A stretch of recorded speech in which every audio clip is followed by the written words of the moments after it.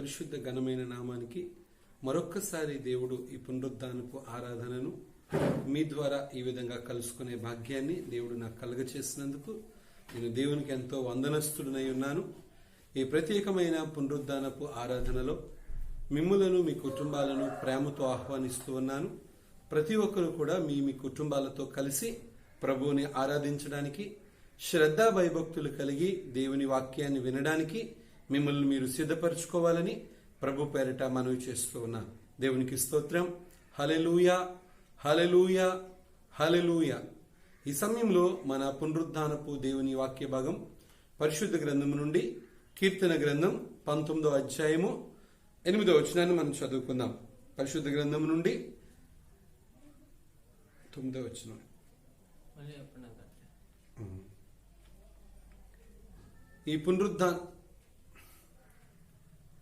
ఈ పునరుద్ధానపు దేవుని వాక్య భాగాన్ని ధ్యానం చేద్దాం. పరిశుద్ధ గ్రంథం నుండి కీర్తన గ్రంథము 19వ అధ్యాయము 9వ వచనం. కీర్తనాకాడైన దావీదు దేవుని గురించినటువంటి వాక్యాన్ని ఈ విధంగా తెలియచేస్తూ ఉన్నాడు. యెహోవా యందైన భయము పవిత్రమైనది, అది నిత్యము నిలుచును. యెహోవా న్యాయ విధులు సత్యమైనవి, అవి కేవలము న్యాయమైనవి అని కీర్తనాకాడైన దావీదు తన అనుభవపూర్వకంగా తెలియచేస్తున్నటువంటి వాక్యం. దేవునికి స్తోత్రం. ప్రభునందు ప్రియులారా, కీర్తనాకాడైన దావీదు దేవుని నామాన్ని కనపరచడానికి తన్ను తాను ఎంతగానో సిద్ధపరచుకున్నాడు. తనను సిద్ధపరచుకున్నటువంటి రీతి, ఒక రాజైనా మహారాజుగా తన రాజ్యాన్ని పరిపాలన చేసేవాడైనా దేవునికి తన జీవితంలో మొదటి స్థానం ఇవ్వాలనుకున్నాడు. దేవునితోనే తన జీవితాన్ని కొనసాగించాలనుకున్నాడు. దేవునితోనే తన దినచర్యను ప్రారంభించాలనుకున్నాడు. ఎందుకు? తన ప్రాణాన్ని, తన సమస్తాన్ని తన కృపతో భద్రపరుస్తూ, తన జీవితంలో దేనికి కూడా లోటు లేకుండా తనను నడిపిస్తూ పరిపాలిస్తున్నటువంటి దేవుని పక్షాన దేవునిని గణపరచాలని ఒకే ఒక ధ్యేయముతో తన ఆత్మీయ జీవితాన్ని సిద్ధపరచుకున్నాడు. తన ఆత్మీయ మనుగడ దేవునితో ప్రారంభించి, దేవునితో కొనసాగించి, దేవునితోనే ముగించాలని తన్ను తాను సిద్ధపరచుకున్నాడు. అందుకే ఆకాశాలు ప్రభు నామాన్ని గనపరుస్తూ ఉన్నాయి, అంతరిక్షాలు ప్రభు నామాన్ని హెచ్చిస్తూ ఉన్నాయి, పగటికి పగలు బోధ చేస్తున్నాయి, రాత్రికి రాత్రి దేవుని జ్ఞానాన్ని ప్రకటిస్తూ ఉంది. వాటికి స్వరం లేదు, వాటికి భాష లేదు, అయినా ప్రభు నామాన్ని నోరు లేని అవే ఎంతగా స్తుతిస్తూ ఉంటే, నోరుండి సమస్తమును కలిగి ఉన్న నేను ప్రభువుని ఎందుకు స్తుతించకూడదు అని ప్రభు నామాన్ని తన వ్యక్తిగత జీవితంలో, తన ఆధ్యాత్మిక జీవితంలో ఏది మేలు, ఏది శ్రేయస్కరము, ఏది ఆశీర్వాదకరము అనగా ఏది మంచిది అని తన జీవితంలో రుచి చూచి తెలుసుకోగలిగాడు. అందుకే యెహోవా ఉత్తముడు అని రుచి చూచి తెలుసుకున్నటువంటి సంగతులను నీకు నాకు పరిచయం చేస్తున్నాడు. నువ్వు సేవించుచున్న దేవుని యొక్క రుచిని నువ్వు చూసావా? నువ్వు సేవించుచున్న దేవుని యొక్క రుచి యొక్క అనుభవాల చేత నువ్వు నడిపించబడ్డావా? ఆయన ఉత్తముడు అని, ఆయన సర్వశక్తి కలిగిన దేవుడు అని, ఆయన బహు బలమైన కార్యములను చేయ సమర్థుడు అని నువ్వు విశ్వసించి నీ విశ్వాసపు జీవితాన్ని ముందుకు కొనసాగించగలిగినట్లయితే నీవును కూడా తప్పకుండా ప్రభునామాన్ని గణపరచగలుగుతావు.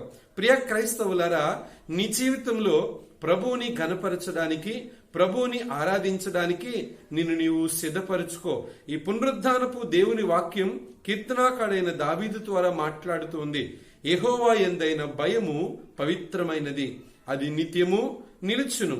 యెహోవా న్యాయ విధులు సత్యమైనవి, అవి కేవలము న్యాయమైనవి. నిజమే, దేవుని ఉపదేశము, దేవుని శాసనము, దేవుని నిర్దోషత్వము, దేవుని నిర్మలమైనటువంటి మాటలు ఎంత పవిత్రమైనవో, ఎంత నమ్మదగినవో, ఎంతగా మన జీవితాలలో బలమైన కార్యాలను చేస్తాయో మనము రుచి చూడవలసినటువంటి వారమై ఉన్నాం.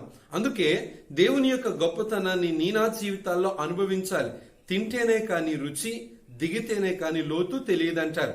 నీ జీవితంలో దేవుని యొక్క అనుభవాన్ని నువ్వు రుచి చూచి చూడు. దేవునిని ఏమాత్రం కూడా నువ్వు విడిచిపెట్టవు. శోధన కాలములైనా, వేదన సమయములైనా, దుఃఖ సాగరముల గుండా నీ పయనాన్ని కొనసాగిస్తూ ఉన్న జీవాధిపతి అయినటువంటి దేవాది దేవుని యొక్క ఉపదేశాలను, శాసనాలను, ఆయన ఆజ్ఞలను, ఆయన ఇచ్చిన మాటలను నీ జీవితంలో, నీ హృదయాంతరంగమందు స్థిరపరచుకోవడానికి, సిద్ధపరచుకోవడానికి ఇష్టపడు. ప్రియ సహోదరి సహోదరుడా, దేవుడు నీకు నాకు నేర్పిస్తున్నటువంటి పాఠము, యెహోవా యందైన భయము పవిత్రమైనది, అది నిత్యము నిలుచును. నిజమే, దేవుని యందు మనము భయము భక్తి కలిగిన వారమై ఉండాలి. దేవాది దేవుని యందు మనము ఎట్లు భయభక్తులు కలిగి జీవిస్తామో దేవోక్తి సెలవిస్తూ ఉంది. యెహోవా భయభక్తులు కలిగినటువంటి వారి దృష్టిలో తన దూతను దేవుడు ఆజ్ఞాపించి వారికి కావలి కాస్తూ ఉన్నాడు. తన యందు భయభక్తులు కలిగినటువంటి వారి విషయంలో దేవుడు చేసేటువంటి మేలు చాలా గొప్పది. సింహపు పిల్లలైనా లేమిగొని ఉంటాయేమో కానీ తను నమ్ముకున్నటువంటి వారి పిల్లల విషయంలో ఏ మేలు కూడా కొదువై ఉండదని దేవాది దేవుడు సెలవిచ్చాడు. నిజమే ప్రియ క్రైస్తవులారా, జీవము కలిగినటువంటి దేవుణ్ణి నమ్ముకుని నేను చెడిపోయాను, నేను పాడైపోయాను, నా బ్రతుకు, నా జీవితము నాశనమైపోయింది అని చెప్పేవాళ్ళు ఎవరు ఉండరు. ఎందుకు అంటే ఆయన సజీవుడు, జీవము కలిగిన దేవుడు, సర్వానికి సమస్తానికి ఆధారమైన దేవుడు. అటు దేవుని యందు నీవు భయభక్తులు కలిగి జీవించవలసిన వాడవై నీవున్నావు. పరిశుద్ధ గ్రంథంలో జ్ఞాని అయిన సొలొమోను ఈ విధంగా మాట్లాడుతూ ఉన్నాడు. సమస్తమైన మానవ కోటికి ఆయన ఒక విధి విధించాడు. ఏంటి ఆ విధి? సర్వ మానవాళి యెహోవా యందు భయభక్తులు కలిగి జీవించటమే దేవుడు మనకు విధించిన విధి. నిజమే, మన యవ్వన కాలమందు మనం సంతోషిస్తూ ఉంటాం, మన బాల్య దినముల యందు మనము ఆనందిస్తూ ఉంటాం. తన యవ్వన కాలమైన, బాల్య దినమైన లేక వృద్ధాప్యమైన సమస్తాన్ని అనుభవించినటువంటి జ్ఞాని అయిన సొలొమోను వ్యర్థం వ్యర్థం, సమస్తము వ్యర్థమే, సూర్యుని క్రింద నరుడు పడుచున్న పాటంతా వ్యర్థం, మానవాళి ఎంత ప్రయాసపడినా, మనుషులు ఎంత ప్రయాసల చేత తన ప్రయాసను కొనసాగిస్తూ ఉన్న వాడి పాటు, వాడి ప్రయాస సర్వము వ్యర్థమేనని, వ్యర్థమైన దానిని తెలుసుకొని దానిలో అర్థమైనటువంటి జీవితాన్ని వెతికిన జ్ఞాని అయిన సొలొమోను మనకు నేర్పించిన పాఠాలను మనం నేర్చుకోవాల్సిన వారమై ఉన్నాం. నిజమే, నీవు దేవుని యందు భయభక్తులు కలిగి జీవించాలి. కీర్తన గ్రంథం 34వ అధ్యాయంలో కీర్తనాకాడైనటువంటి దావీదు ఈ విధంగా మాట్లాడుతూ ఉంటాడు. కీర్తన గ్రంథం 34వ అధ్యాయము 11 నుంచి 14 వచనాల వరకు మనం చూసినట్లయితే అక్కడ రాయబడింది, పిల్లలారా మీరు వచ్చి నా మాట వినుడి, యెహోవా యందలి భయభక్తులు మీకు నేర్పెదను. బ్రతకగోరువాడెవడైనా ఉన్నాడా? మేలు నొందుచు అనేక దినములు సుఖముతో బ్రతకగోరువాడు ఎవడైనా ఉన్నాడా? చెడ్డ మాటలు పలుకకుండా వాని నాలుకను, కపటమైన మాటలు పలుకకుండా వాని పెదవులను కాచుకొనుము. కీడు చేయుట మాని మేలు చెయ్యుము, సమాధానమును వెతకి దానిని వెంటాడుము. కీర్తనాకాడైన దావీదు దేవుని యందు భయభక్తులను నేర్పించడానికి నిన్ను నన్ను పిలుస్తూ ఉన్నాడు. నీవు నేను ప్రియ క్రైస్తవుడా, దేవుని యందు భయభక్తులు ఎట్టివో, అవి మనకు నేర్పించే పాఠాలు ఎలా ఉన్నాయో మనము తప్పక నేర్చుకోవలసినటువంటి వారమై ఉన్నాం. అందుకే నా పిల్లలారా, మీరు వచ్చి దేవుని యందు భయభక్తులు కలిగి ఉండుట నేర్చుకోండి. దేవుని యందు భయభక్తులు కలిగి ఉండడం వలన కలిగే ప్రయోజనం ఏంటి? అసలు ఎందుకు దేవుని యందు భయభక్తులు కలిగి జీవించాలి? అక్కడ మాట్లాడుతూ, బ్రతకగోరువాడు ఎవడైనా ఉన్నాడా? అనేక దినములు సుఖముగాను సంతోషముగాను బ్రతకగోరువాడు ఎవడైనా ఉన్నాడా? కీడు చేయుటమాని మేలు చెయ్యాలట. నిజమే, మనము ఈ లోకంలో జీవిస్తున్నాము అంటే సంవత్సరాలు మన ఆత్మీయ బ్రతుకులను కొనసాగిస్తూ ప్రభులో ఆనందిస్తున్నాము అంటే ప్రతి మానవుడు, ప్రతి విశ్వాసి, ప్రతి ఆత్మీయుడు వాడు కోరుకునే కోరిక ఎలా ఉంటుందంటే, నేను ఎక్కువ సంవత్సరాలు బ్రతకాలి. ప్రతి ఒక్కరూ ఆయుష్ని పెంచుకోవడానికి లేక ఎక్కువ సంవత్సరాలు బ్రతకడానికే వాళ్ళ హృదయాంతరంగాల్లో మంచి ఆశ, ఆలోచన కలిగి ఉంటారు. అంతేకాని నేను తొందరగా మరణమైపోవాలి, నేను తొందరగా చనిపోవాలని ఎవరు కూడా కోరుకోరు. నీవు ఎక్కువ దినములు బ్రతకాలి అంటే, దేవుడు నీకిచ్చిన ఆయుష్ ప్రకారముగా నీ జీవితాన్ని కొనసాగించాలి అంటే, సంవత్సరం యొక్క దయా కిరీటాలు నీ జీవితంలో నువ్వు అనుభవించాలి అంటే దేవాది దేవుడు మాట్లాడుతూ ఉన్నాడు. బ్రతకగోరువాడు ఎవడైనా ఉన్నాడా? మంచి దినములతో వాడి జీవితాన్ని సంతోషంగా బ్రతకగోరువాడు ఎవడైనా ఉన్నాడా? నువ్వు అనేక సంవత్సరాలు బ్రతకాలి, సంతోషముతో ఆనందముతో జీవించాలి. నీ జీవితంలో ఎలాంటి పరిస్థితులు వచ్చినా నువ్వు ప్రభువునందు హర్షిస్తూ ప్రభువుని గణపరుస్తూ నీ జీవితము చాలా సంతోషదాయకంగానే నీ జీవితం కొనసాగించాలని నువ్వు ఆశపడితే నీకు దేవుడు నేర్పిస్తున్నటువంటి పాఠము నీవు దేవుని యందు భయభక్తులు కలిగి జీవించడం నేర్చుకోవాలి. అందుకే దావీదు నిన్ను నన్ను పిలుస్తున్నాడు.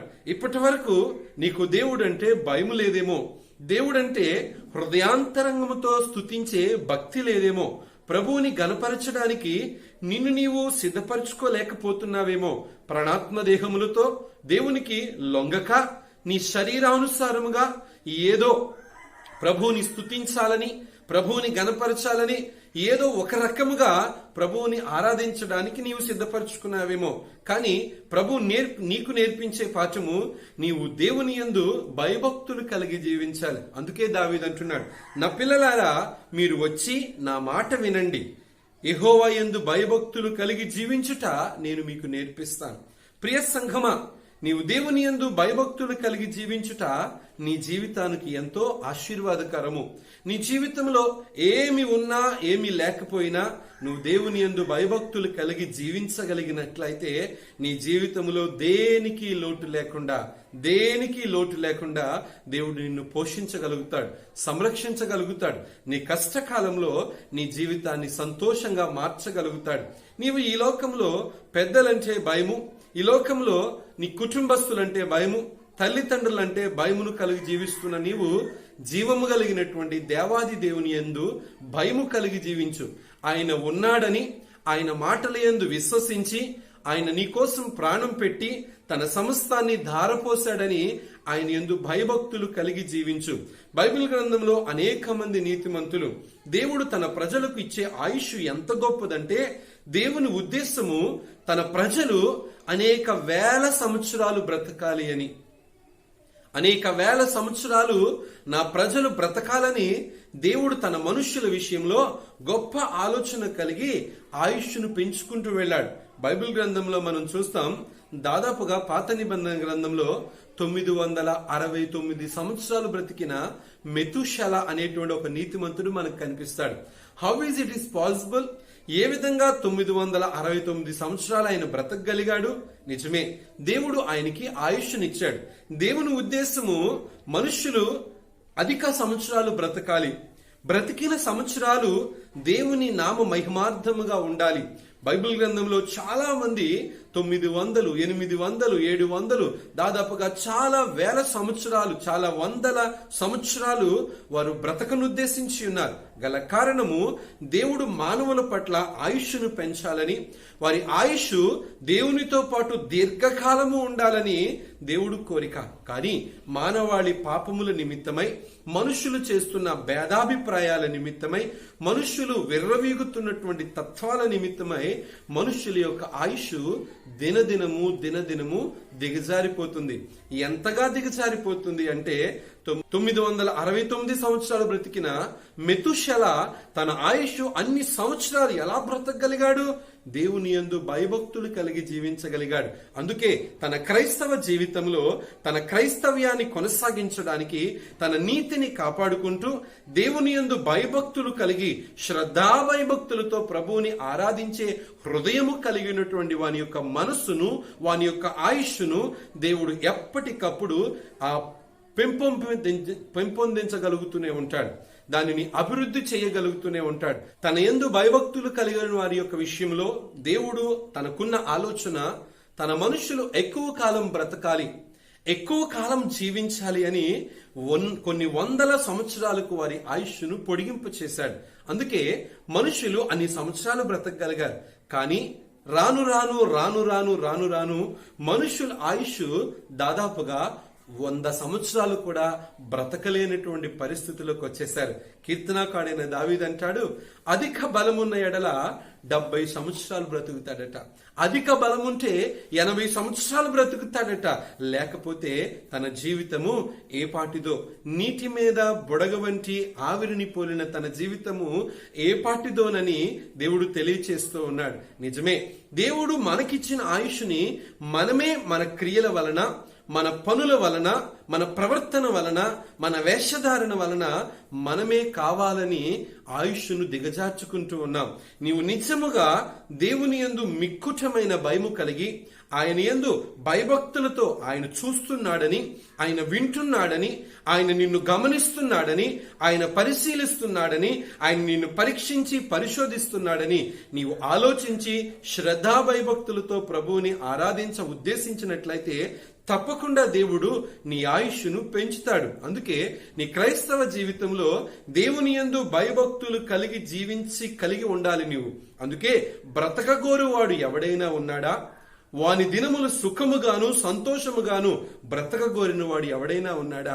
మనుషులు బ్రతుకుతున్నారు, కానీ ఆయాసాలు, ప్రయాసలు, కష్టాలు, కన్నీళ్లు, ఎన్నో శ్రమలు, బాధలు, వాటన్నిటినీ కూడా అధిగమించుకుంటూ ఏదో ప్రయాసల కొద్ది వారి ప్రయాసను కొనసాగిస్తూ ఉన్నారు.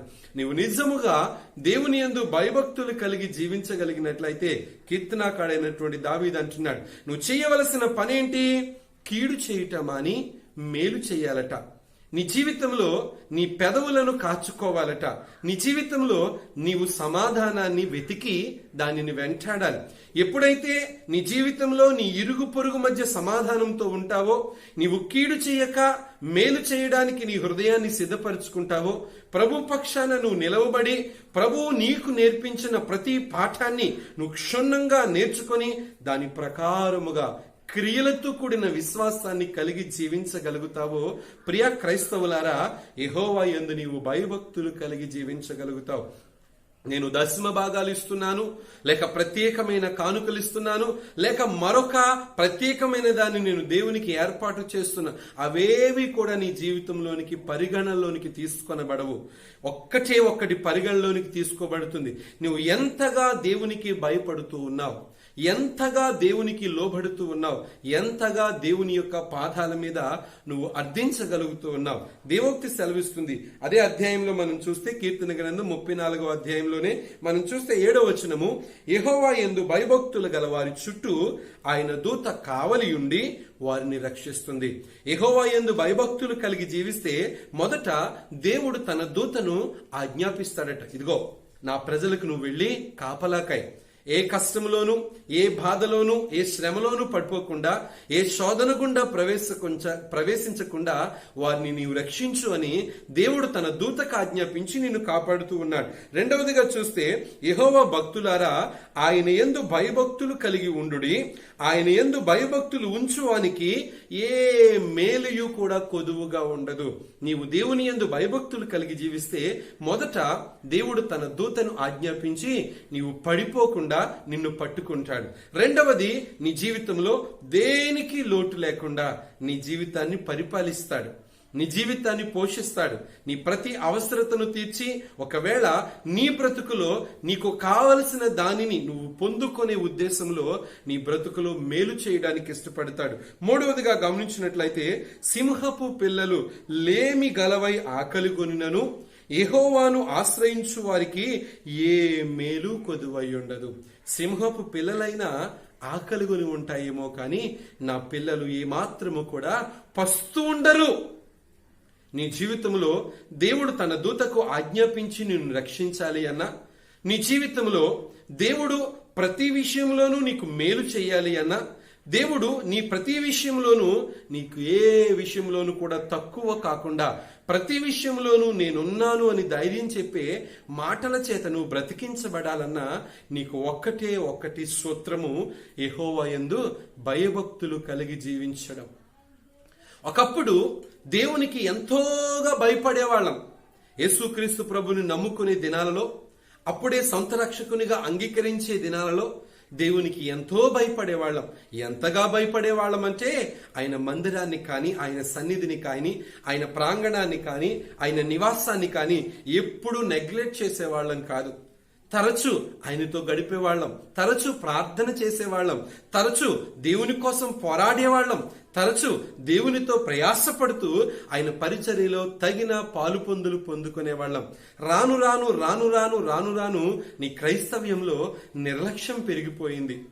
నీ విశ్వాస జీవితము సన్నగిల్లిపోయింది. దాని వలన నీవు దేవుని యందు ఉండవలసిన భయము కంటే దేవుని యందు ఈ లోకములో బ్రతికించాల్సినటువంటి భయము, లోకము చేత, లోకస్తుల చేత బ్రతుకుతూ ఉన్నటువంటి భయము చేత నీ జీవితాన్ని కొనసాగిస్తూ ఉన్నావు. లోకముతో కాదు, లోకస్తులతో కాదు, నిన్ను పరిపాలించే దేవుని యందు నువ్వు భయభక్తులు కలిగి జీవించు. ఒక వ్యక్తి ఈ విధంగా మాట్లాడుతూ ఉన్నాడు. మొదట్లో క్రైస్తవులు దేవుని యందు కలిగి ఉండేటువంటి భయమట చాలా గొప్పది. ఎంత గొప్పది అంటే దేవునితో ప్రారంభించి దేవునితోనే కొనసాగించేవారు. అది మొదట్లో. రాను రాను రాను రాను చివరికి వారి స్థితి ఎలా అయిపోయిందంటే అన్యుల కంటే అధ్వానంగా మారిపోయిందట. చివరికి వారు అన్యుల వలె కలిసిపోయేటువంటి పరిస్థితికి వచ్చేసింది. లోకాచారాలు, లోక పద్ధతులు, లోక వడంబడికలు, లోకము చేత నడిపించబడేటువంటి పరిస్థితుల చేత చివరికి అన్యుల వలె మారిపోయే పరిస్థితి. ఒకప్పుడు దేవునికి ఇంతగా భయపడే నీవు ఇప్పుడు లోకము చేత, లోకాచారాల చేత ఎందుకు కొనసాగుతూ ఉన్నావు? నీ క్రైస్తవ్యంలో దేవుడు అంటే నిర్లక్ష్యం పెరిగిపోయింది. నీకేదైనా ఒక కష్టం వచ్చింది అనుకో, కష్టంతో వెంటనే కన్నీళ్లతో ప్రభు ఎదుట ప్రార్థన చేస్తావు. అదే కష్టం పోయిన తర్వాత దేవుణ్ణి నిర్లక్ష్యం చేస్తావు. ఒకప్పుడు ఎంతగా ప్రార్థించేవాడివి, రోజుకి ఎన్నిసార్లు ప్రార్థించేవాడివి, ఎన్ని గంటలు ప్రార్థించేవాడవు. కానీ ఇప్పుడు ఎన్ని సమయం ప్రార్థన చేస్తూ ఉన్నావు, ఎన్ని గంటలు ప్రార్థన చేస్తూ ఉన్నావు? ప్రియ సహోదరి, సహోదరుడా, ఒక్కసారి ఈ మధ్యాహ్న కాల సమయంలో నీవు ఆలోచన చేయి. ఎంతగా దేవునితో సహవాసం చేసే నీవు ఆ సహవాసాన్ని పోగొట్టుకుంటున్నావు. ఇప్పుడు నీ సహవాసం ఎవరితో? నీ సహవాసం ఇప్పుడు లోకముతో, నీ సహవాసం ఇప్పుడు చాటింగ్తో, లేక నీ సహవాసం ఇప్పుడు లోకస్తులతో, లోక సంబంధమైన వాటితో, లోకములో ఉన్నటువంటి వాటితో నీ సహవాసాన్ని కొనసాగిస్తూ దేవునితో సహవాసాన్ని నువ్వు పక్కన పెట్టుకుంటున్నావు. అందుకే దావీదు నిన్ను నన్ను పిలుస్తున్నాడు. యెహోవా యందు భయభక్తులు కలిగి ఉండుట నేను మీకు నేర్పిస్తాను, రండి నా పిల్లలారా, మీరు వచ్చి దేవుని యందు భయభక్తులు నేర్చుకోండి అని ఆయన పిలుస్తున్నాడు. ప్రియ సంగమా, నువ్వు ఎక్కువ దినములు సుఖముగా, సంతోషముగా బ్రతకాలంటే, నువ్వు జీవించే సంవత్సరాలు అధికమవ్వాలి అంటే, నీ జీవితంలో ఎట్టి ప్రయాసల చేత నువ్వు నడిపించబడకుండా, నీ జీవితం ఎలాంటి కష్టములు గుండా ఒకవేళ నడిపించబడినా ఆ కష్టంలో కూడా దేవుడు నీకు తోడుగా ఉండాలి అంటే నీకు ఒక్కటే ఒక మాట, దేవుని యందు భయభక్తులు కలిగి జీవించు. దేవుడు ఉన్నాడని, దేవుడు చూస్తున్నాడని, దేవుడు గమనిస్తున్నాడని, దేవుడు సమస్తాన్ని పరిశీలిస్తున్నాడని నువ్వు దేవుని యందు భయభక్తులు కలిగి జీవించు. బైబిల్ సేస్, దేవుని వాక్యం సెలవిస్తుంది. పేతురుకు రాసిన మొదటి పత్రిక 3వ అధ్యాయము. పేతురుకు రాసిన మొదటి పత్రిక 3వ అధ్యాయము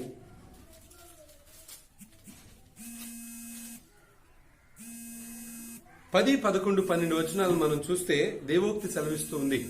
జీవమును ప్రేమించి మంచి దినములు చూడగోరువాడు చెడ్డదానిని పలకకుండా తన నాలుకను, కపటపు మాటలు చెప్పకుండా తన పెదవులను కాచుకొనవలను.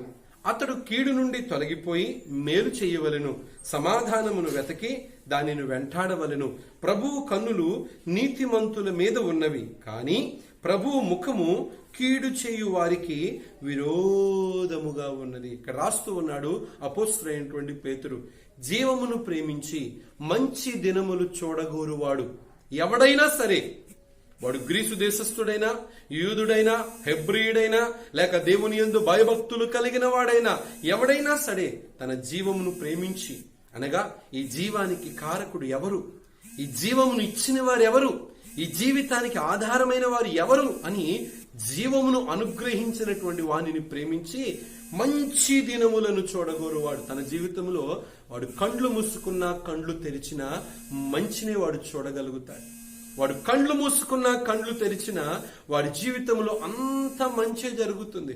ఒకవేళ కీడు పరిస్థితులు వచ్చినా దానిని మేలుగా చేయడానికి దేవుడు సమర్థుడై ఉన్నాడు. మంచి దినాలు నువ్వు చూడాలి అంటే చెడ్డ మాటలు పలుకకుండా నీ నాలుకను, కపటపు మాటలు చెప్పకుండా నీ పెదవులను కాచుకోవాలి. నీ నాలుకను నువ్వు కాచుకోవాలి అనగా, ఈ నాలుక యాకోబు పత్రికలో మనం చూస్తాం, ఈ నాలుక అగ్నితో పోల్చాడు. ఈ నాలుక ప్రపంచ చక్రాన్ని త్రిప్పివేసి దాన్ని కాల్చివేస్తుందట. పాప ప్రచండమై ప్రకృతి చక్రాన్ని సైతము కూడా త్రిప్పి మనుషులను నాలుకలతో కాల్చి వారి పాపము గుండా వారిని నడిపిస్తూ ఉంది. అందుకే నోరు మంచిదైతే ఊరు మంచిది అంటారు. నీ నాలుక పవిత్రంగా ఉందా, పరిశుద్ధంగా ఉందా? దేవుడు ఏర్పాటు చేసినటువంటి స్థితి చేత నువ్వు నడిపించబడుతున్నావా? ఈ మధ్యాహ్న కాల సమయంలో ఒక్కసారి ఆలోచన చేయి. కపటపు మాటలు చెప్పకుండా నీ పెదవులను కాచుకోవాలి. కొంతమంది నోరు తెరిచారంటే అన్ని కపటపు మాటలే, లేని మాటలే, అన్ని ఉన్న మాటలు కాదు, అన్ని లేని మాటలే, విరుద్ధమైన మాటలు, ప్రకృతి చక్రాన్ని సైతము త్రిప్పేటువంటి మాటలు, ఆ కపటపు మాటలు. అందుకే సమస్త దోషాలకు మూలం ఏంటంటే నీ నోరు, నీ నాలుక. సమస్త దోషాలకు కారణం ఏంటంటే నీ పెదవులు, నీ నాలుక. ఈ రెండు పవిత్రంగా ఉంటే నీ దేహమంతా పవిత్రంగా ఉంటుంది. ఈ రెండు నీ ఆధీనములో ఉంచుకున్నట్లయితే నీవు దేవుని ఆధీనములో ఉంచబడతాయి. అందుకే పేతురు అంటూ ఉన్నాడు, వాటిని కాచుకొనవలెను. గొర్రెలవాడు మందన కాచుకున్నట్లుగా నీ నోటిని, నీ పెదవులను, నీ నాలుకను నువ్వు కాచుకోవాలి. ఎక్కడ తప్పు మాటలు పాడతావో, ఎక్కడ తప్పుగా ఆలోచన చేస్తావో, ఎక్కడగా లేనివి ఉన్నవి కలిపి విరుద్ధముగా మాట్లాడి మనుషుల హృదయాలను అతలావితలం చేస్తావో, ఎందరికి అసమాధానాన్ని పుట్టిస్తావోనని నీ నాలుకను, నీ నోటిని కాచుకోవాలి. ఎప్పుడైతే నీ నోటిని, నీ నాలుకను కాచుకుంటావో నీవు దేవుని స్వాధీనమును ఉంచబడతావు. కాచబడిన ఆ నోరు, ఆ నాలుక ప్రభువును వచ్చిస్తూ ఉంటుంది. అందుకే జీవమును ప్రేమించి మంచి దినాలు నీ జీవితంలో చూడాలి అంటే, అనేక దినములు, అనేక సంవత్సరములు నువ్వు బ్రతకగోరి దేవుని కృపలోను వర్ధిల్లాలి అంటే, ఎలాంటి పరిస్థితులు ఎదురైనా దేవుడు తన దూతకు ఆజ్ఞాపించి నిన్ను రక్షించాలి అంటే, ఏ విషయంలోనైనా నీ జీవితము మేలుకరముగా ఉండాలి అంటే నీవు దేవుని యందు భయభక్తులు కలిగి జీవించాలి. అందుకే దేవుని యందు కలిగి ఉన్నటువంటి భయము, భక్తి అట ఎంత పవిత్రమైనదో కీర్తనాకాడైన దావీదు రాస్తూ ఉన్నాడు. యెహోవా యందైన భయము పవిత్రమైనది. అది ఎంత పవిత్రమైనదయ్యా అంటే, నా దేవునిలో ఎంత పవిత్రత, పరిశుద్ధత ఉందో అంత పవిత్రమైనది. నీ జీవితంలో దేవుని యందు భయము, భక్తి కలిగి జీవిస్తూ ఉన్నావా? ఎవరు చూడడం లేదని, ఎవరు వినడం లేదని, ఎవరు నిన్ను పట్టించుకోవడం లేదని నువ్వు రహస్య పాపాలు చేసి, రహస్యంగా ప్రవర్తించి, రహస్యమైనటువంటి క్రియలను చేసి దేవుని నామాన్ని ఎంతగా ఆయాసపరుస్తూ ఉన్నావు, ఎంతగా దేవుని నామాన్ని కోపాన్ని పుట్టించే జీవితాన్ని నువ్వు కొనసాగిస్తున్నావు. ప్రియ క్రైస్తవుడా, ఈ సమయంలో నువ్వు ఆలోచన ఇచ్చాయి. నువ్వు దేవుని యందు భయభక్తులు కలిగి జీవించు. నువ్వు సంపాదించింది కొంచెమైనా దేవుడు దాన్ని తుదకు మహాభివృద్ధిని కలగ చేస్తాడు. అందుకే దేవోక్తి సెలవిస్తుంది, మొదట నీ స్థితి కొంచెమే ఉన్నా, మొదట నీ స్థితి కొద్దిగానే ఉన్నా, మొదట నీ స్థితి బహు కొంచెమైనా అది నా దేవుడు తుదకు సమృద్ధిగా చేస్తాడు, తుదకు అభివృద్ధిగా చేస్తాడు. అభివృద్ధిగా, ఆశీర్వాదకరంగా చేయాలి అంటే ప్రియ క్రైస్తవుడా, నీవు దేవుని యందు భయభక్తులు కలిగి జీవించు. ఒక స్థలంలో దేవుని భయం అంటే ఏంటో తెలియలేదట. దేవుని భయము లేనటువంటి ఆ ప్రజల జీవితాలలో దేవుని యందైన భయమును చూపించాలని ఒక నీతిమంతుడు ఈ విధంగా చేశాడు. అబ్రహాము తన ప్రయాణపు కాలాన్ని కొనసాగిస్తున్న క్రమంలో గెరారులో కొన్ని దినాలు కాపురం ఉండాలని, ఆ స్థలము దేవుని యందైన భయము ఏమాత్రము కూడా లేదు అని, ఆ స్థలానికి, ఆ స్థలములో ఉన్న వారికి దేవుని భయమేంటో తెలియచేయాలని అబ్రహాము గెరారులో కొన్ని దినాలు కాపురం ఉండడానికి ఇష్టపడ్డాడు. అయితే అబ్రహాము ఈ గెరారులో ఉన్నాడని తెలుసుకుని గెరారు రాజైన అబీమెలెకు తన భార్యను, అబ్రహాము యొక్క భార్యను తనతో పాటు ఇంటికి తీసుకువెళ్ళిపోయాడు.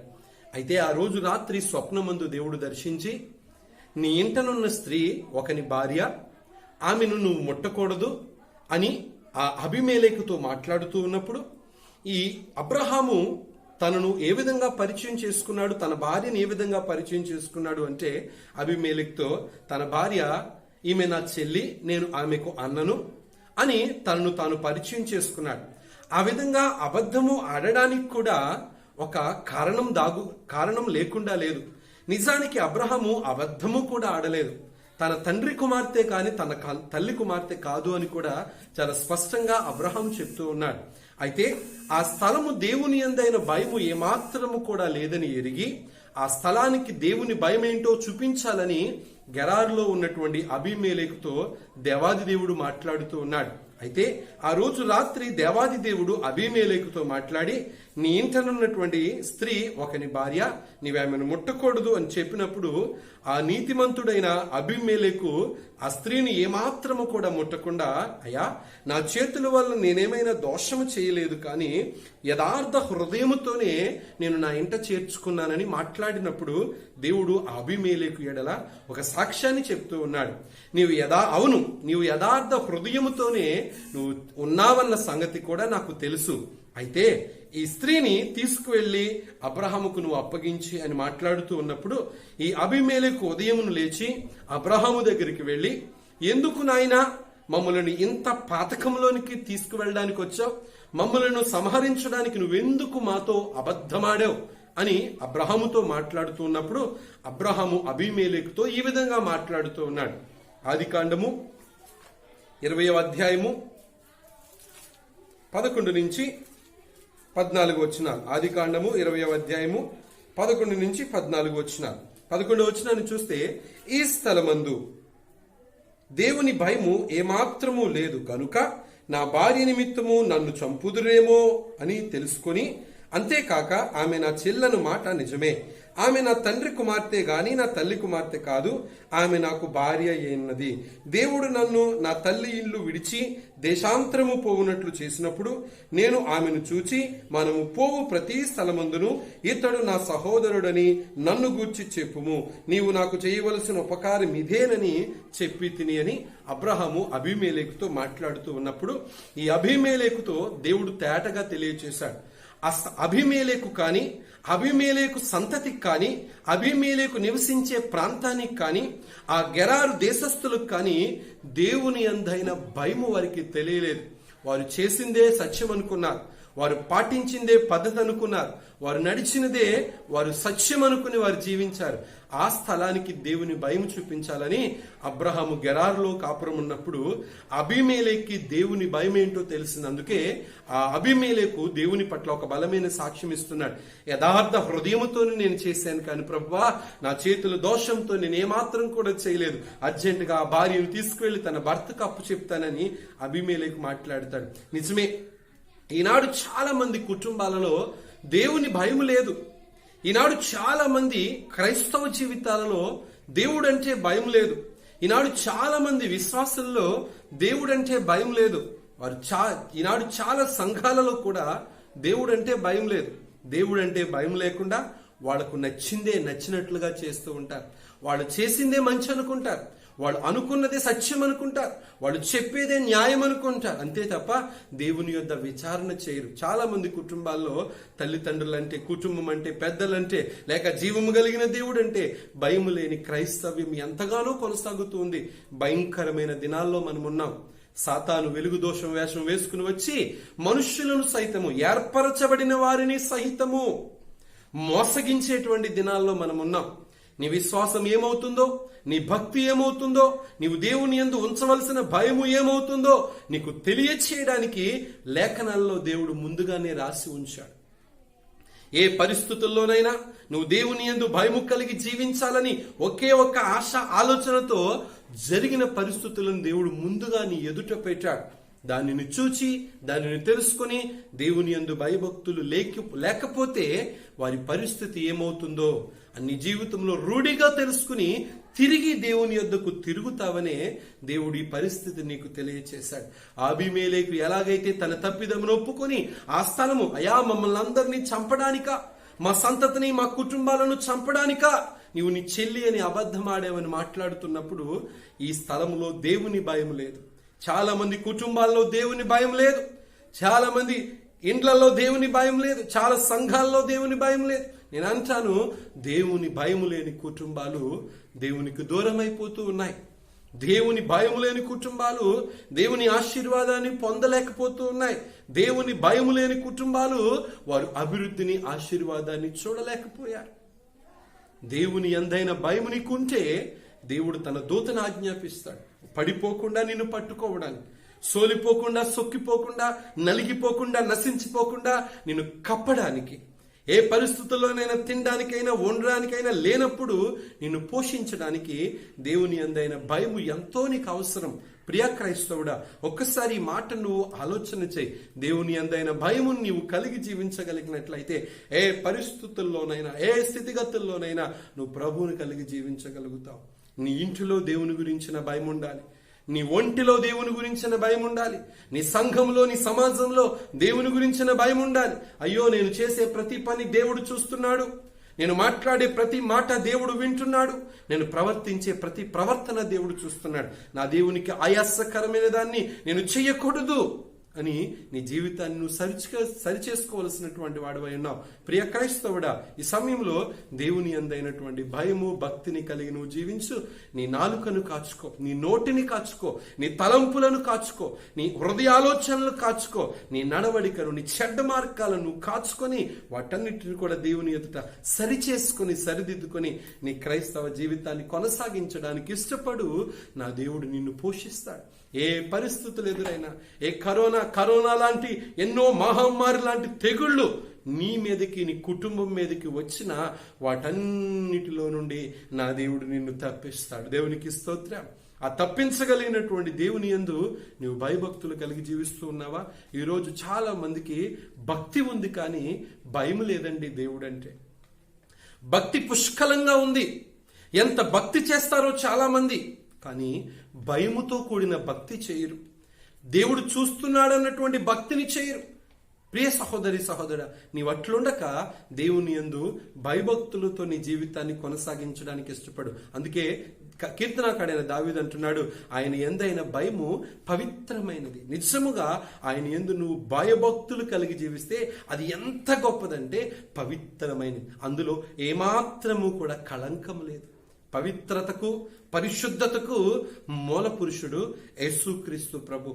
ఆయనలో తప్ప ఎక్కడా లేదు పవిత్రత, ఆయనలో తప్ప ఎక్కడా లేదు పరిశుద్ధత. అందుకే నేను పరిశుద్ధుడినైన ప్రకారము మీరును పరిశుద్ధులుగా ఉండండి.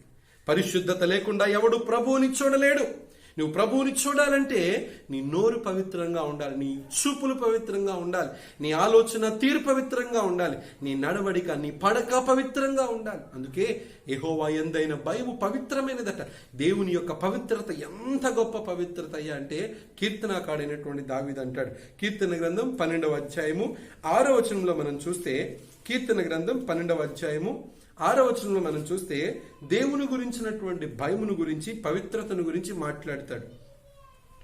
యెహోవా మాటలు పవిత్రమైనవి, అవి మట్టి మూసలో 7 మారులు కరిగి ఊదిన ఎండి అంత పవిత్రములు. దేవునికి స్తోత్రం. దేవుని మాటలు పవిత్రములు. అవి ఎంత పవిత్రములు అంటే మనుషుల హృదయాలను సైతము ఆకట్టుకునేంత పవిత్రములు. మనుషులు హృదయాంతరంగాలకు స్వచ్ఛత, స్వేచ్ఛత ఇచ్చేంత పవిత్రములు. మనుషుని హృదయాంతరంగములకు సైతము వారి పాపమును బయటపెట్టి శుద్ధి చేయగలిగినంత పవిత్రములు.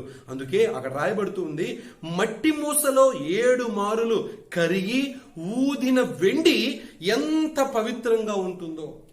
7 సార్లు మట్టి మూసలో వెండిని మస్టు తీసినప్పుడు ఆ వెండిలో ఉన్న మస్టంతా పోయి వెండి ఎంతగా శుభ్రపరచబడుతుందో, 7 సార్లు కరిగి కరిగి కరిగి కరిగి మట్టి మశానం అంతా పోయి ఆ వెండి శుభ్రత ఎంత స్పష్టంగా కనబడుతుందో, నా దేవుని మాటలు దానికంటే స్పష్టమైనవి, దానికంటే పవిత్రమైనవి. ప్రియా సహోదరి, సహోదరుడా, అంత పవిత్రమైన మాటల యందు నువ్వు దేవుని భయభక్తులు కలిగి జీవిస్తూ ఉన్నావా? ఆయన మాట నిన్ను బ్రతికించేదమ్మా. ఆయన పవిత్రమైన మాట నీ బ్రతుకును ఓదార్చేది. ఆయన పవిత్రమైన మాట నీ జీవితాన్ని ఆకర్షించేది, ఆదుకునేది, నీ ప్రతి అవసరతను కూడా తీర్చగలిగేది. ఆయన మాటలకు నీవు వణికిపోవాలి. దేవుని దూతలు దేవుణ్ణి ఆరాధించడానికి ఆ పరలోకమందు ఉన్నటువంటి వైభవము, ఆయన సింహాసనాసీనుడై ఉంటే 24 పెద్దలు, కోటానుకోట్ల దేవుని దూతలు, ప్రత్యేకించబడిన దూతలు, శరాపులు, కెరూబులు సైతము ఆయనను స్తుతించడానికి గడగడ గడగడ గడగడ వణికిపోతూ ఉన్నాయి. అంతగా వారు దేవునికి భయపడుతూ ఉన్నారు. వారి భయం ఏంటో తెలుసా? ఆయనంత పరిశుద్ధుడు, ఆయనంత పవిత్రమైన వాడు మేము లేమే. ఆయన ప్రకాశమును చూడలేక, ఆయన మహిమను చూడలేక, ఆయన సన్నిధిని తాళలేక ఆ పవిత్రత యందు వారికున్న పవిత్రతను కించపరుచుకుని తగ్గించుకొని ఆ రేసి రెక్కలు కలిగిన శరాపులు, కెరూబులు 2 రెక్కలతో తన ముఖములను కప్పుకొని, 2 రెక్కలతో తన దేహమును కప్పుకొని, 2 రెక్కలతో ఎగురుతూ యెహోవా పరిశుద్ధుడు అని గాన ప్రతిగానములతో కొనియాడుతూ ఉన్నారే దేవుణ్ణి. ప్రియ క్రైస్తవుడా, ఆయన యందైన భయము అంత పవిత్రమైనది. ఆయనను చూస్తే, ఆయన సన్నిధి అంటే, ఆయన ప్రాంగణము అంటే నువ్వంత గడగడ గడగడ వణికిపోవాలి. అంతగా నువ్వు వణికిపోయినప్పుడే దేవుడు తన కనుదృష్టి చేత నిన్ను నింపి నడిపిస్తాడు. అందుకే యథార్థ హృదయాలను బలపరచడానికట యెహోవా కనుదృష్టి లోకమంతటా సంచరిస్తుందట. మనం చదివినటువంటి ధ్యాన వాక్యంలోనే కొన్ని వచనాలు మనం చూసినట్లయితే, కీర్తన గ్రంథం 34వ అధ్యాయంలో కొన్ని వచనాలు మనం చూసినట్లయితే అక్కడ రాశాడు, యెహోవా దృష్టి నీతిమంతుల మీద ఉన్నది, ఆయన చెవులారా విని మొరలకు ఒగ్గి దుష్క్రియలు చేయి వారిని జ్ఞాపకమునకు భూమి మీద నుండి కొట్టివేసి యెహోవా సన్నిధి వారికి విరోధముగా చేసి నీతిమంతుల మొర్రను దేవుడు విని ఆలకించి వారికి ప్రత్యుత్తరం ఇవ్వడానికి దేవుడు వారికి సమీపముగా ఉన్నాడు. దేవుడు ఎంత గొప్పవాడో చూడండి. దేవుడు ఎంత శక్తి సామర్థ్యాలు కలిగిన వాడో గమనించండి. ప్రియ క్రైస్తవులారా, ఆయన యందైన భయం ఎంత పవిత్రమైనదంటే బంగారమును పుట్టములో వేసి దానిని కాల్చి శుద్ధి చేసి ఎంత పవిత్రమైన శుద్ధి అయిన 91.6 కేడియం లాంటి బంగారాన్ని పవిత్రంగా తీస్తారో దానికంటే పవిత్రమైనది నా దేవుని మాట, దానికంటే శుద్ధమైనది నా దేవుని మాట. ఆ మాటల చేత దేవుని యందు నువ్వు భయము భక్తి కలిగి జీవిస్తే దేవుని వాక్యం సెలవిస్తుంది, ఎండ్యూరింగ్ ద గాడ్ అనగా దేవుడు నిన్ను నిత్యము నిలిచేలా చేస్తాడట. యెహోవా యందైన భయము పవిత్రమైనది, అది నిత్యము నిలుచును అనగా నిన్ను బ్రతికించేలా చేస్తుంది, నిన్ను నడిచేలా చేస్తుంది. దేవుని కోసం పుటము వేయబడిన, దేవుని కోసం శ్రమల కొలిమిలో కాల్చబడుతూ ఉన్నా, దేవుని కోసం సమస్యల గుండా నీ ప్రయాణాన్ని కొనసాగిస్తూ ఉన్నా, దేవుని కోసం అత్యాశక్తి కలిగి ప్రభు పేరట నువ్వు నిలవబడిన నీలో ఉన్నటువంటి పవిత్రతను దేవుడు ఏమాత్రము కూడా తీసివేయక ఎప్పటికప్పుడు నిన్ను దేవుడు పరిశుద్ధంగా మారుస్తాడు. అంతేకాదు నిన్ను నిత్యము దేవుని కోసం నిలిచేలా చేస్తాడు, అనగా నీ ఆయుష్ను పొడిగింప చేస్తాడు, నువ్వు బ్రతుకు దినములు ఎక్కువ చేస్తాడు. అందుకే బ్రతక గోరువాడు ఎవడైనా ఉన్నాడా? దినములు సుఖముగా సంతోషముగా బ్రతకగలిగిన వాడు ఎవడైనా ఉన్నాడా? వాడు ఎవడైనా ఉన్నాడు అంటే వాడు దేవుని యందు భయభక్తులు కలిగి జీవించిన వాడు మాత్రమే. నీ జీవితంలో దేవుని యందు అట్టి భయమును అట్టి భక్తిని కలిగి జీవించినట్లే నువ్వు నిత్యము నిలిచి ఉంటావు. అందుకే ఇంగ్లీష్లో చక్కటి మాట రాయబడింది, the fear of the lord is clean enduring the for ever అనగా దేవుడు తన ప్రజలకు తను ఇచ్చే కాపుదల, ఎండ్యూరింగ్ ఫర్ ఎవర్ అనగా దేవుడు తన ప్రజలకు నిత్యము శాశ్వత కాలము నడిపించేటువంటి స్థితి, అది ఎంత గొప్పదో. అందుకే దేవుడు ఎప్పటికప్పుడు చెప్తూ ఉన్నాడు, ఫియర్ నాట్, నువ్వు భయపడవద్దు, దేవుని యందు మాత్రమే భయపడు. దేవుడు నిన్ను క్లీన్ చేస్తాడు అనగా పరిశుద్ధపరుస్తాడు. ఎప్పటికప్పుడు నీ పాపములు, నీ దోషములు, నీ అతిక్రమాలను ప్రభు ఎదుట నువ్వు ఒప్పుకొని విడిచిపెడితే ఎప్పటికప్పుడు నా దేవుడు నిన్ను పరిశుద్ధపరుస్తాడు. ప్రియ క్రైస్తవుడా, నీవు దేవుని యందు భయభక్తులు కలిగి జీవించడానికి ఇష్టపడు, అది నీ ఆయుష్ను పెంచుతుంది, నువ్వు బ్రతుకు దినములను రెట్టింపు చేస్తుంది. అవమానానికి ప్రతిగా రెట్టింపు ఘనత ఏ విధంగా కలుగుతుందో నీ బ్రతికే సంవత్సరాలు ఆయుష్ను పెంచుతుంది. మనుషుల ఆయుష్ తగ్గిపోవడానికి గల కారణము దేవుని యందు భయభక్తులు నిలపకపోవడమే. దాని వలన మనుషుల ఆయుష్ తగ్గిపోయిందండి. అధిక బలం ఉంటే 80 సంవత్సరాలట, లేకపోతే 60. ఈ రోజుల్లో మనం చూస్తూ ఉన్నాం, ఈ 50 సంవత్సరాలు బ్రతకాలంటేనే మనిషి ఎంతో కష్టపడాల్సి వస్తుంది. ఎన్నో శ్రమలు వచ్చాల్సి వస్తుంది. 50 సంవత్సరాలైనా బ్రతుకుతానా? 969 సంవత్సరాలు బ్రతికినటువంటి వాళ్ళు బైబిల్ గ్రంథంలో లేకపోనులే. వారు అన్ని సంవత్సరాలు ఎలా బ్రతకగలిగారు? వారు దేవుని యందు భయభక్తులు కలిగి జీవించగలిగారు. అందుకే ఆ భయము కాస్త లోకములో లేకపోయింది. దాని వలన మనుషుల ఆయుష్ తగ్గిపోయింది. అది మానవుల పాప పరిహారాల నిమిత్తమై అది లోకానికి బానిసంగా మారిపోయింది. నీవు నిత్యము నిలిచి ఉండాలంటే, నా దేవుని కృప శాశ్వత కాలము నీతో ఉండాలి అంటే, నిన్ను వెంటాడాలి అంటే, నీ పక్షమున నిలవబడాలి అంటే, ప్రియ సహోదరి సహోదరా, నీవు ఆయన పక్షమున నిలవబడి ప్రార్థన చేయి. ఆయన పక్షమున నీవుండి నీతో ప్రార్థన చేయి.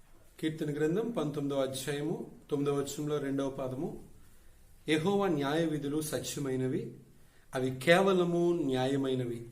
కీర్తనకాడినటువంటి దావీదు దేవుని సత్యము ఎంత న్యాయమైనదో, అవి ఎంత ధర్మమైనవో, న్యాయమైనటువంటి న్యాయశాసనాలను గురించి, ఆయన సత్యమైన మార్గాలను గురించి చాలా తేటగా రాస్తూ ఉన్నాడు. ఇంగ్లీష్లో చక్కటి మాట రాయబడింది, the judgements of the lord are true and altogether. అనగా దేవుడు మనకు అనుగ్రహించినటువంటి నీతి కానీ, దేవుడు మన పక్షాన విధించేటువంటి న్యాయం కానీ అది ఎంత శ్రేష్టమైనది, ఎంత సత్యమైనదో అనేటువంటి విషయాన్ని righteousness of the all together అనగా దేవుని యొక్క న్యాయ విధానం, దేవుడు పరిపాలించేటువంటి న్యాయ విధానం చాలా గొప్పది అని గొప్పతనాన్ని గురించి రాస్తూ ఉన్నాడు. నిజమే, ఆయన తీర్చే న్యాయమైనటువంటి తీర్పులు చాలా గొప్పవి.